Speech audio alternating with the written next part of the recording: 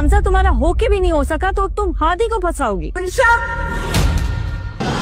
अल्लाह ने तुम्हें कितनी बड़ी इज्जत और नेमत से नवाजा है और तुम्हें इसकी कदर ही नहीं है।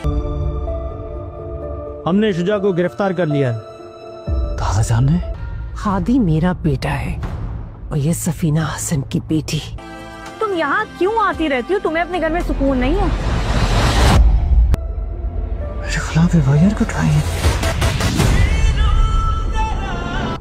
ये तुम्हारी जैसी कमजोर नहीं। इतना कुछ होने के बावजूद भी मंशा अपनी हरकतों से बाज नहीं आ रही और इसकी अकड़ अभी भी बिल्कुल वैसी ही है। हालांकि शुजा तो अब गिरफ्तार भी हो चुका है और शुजा जब गिरफ्तार होगा तो पुलिस इसको बताएगी कि वो उसके दादा जान के कहने पर इसको गिरफ्तार कर रही है और मंशा बिल्कुल अकेली भी हो चुकी है। लेकिन इसके बावजूद वो जारा को एक दिन काफी बेइज्जत कर देगी। जब जारा इनके घर आई होगी तो वो इसको बोलेगी कि वो हादी से मिलने के लिए यहाँ पर आती है, जिस पर हादी की माँ को मंशा पर बहुत गुस्सा आएगा और वो इसको एक जोरदार थप्पड़ लगा देगी।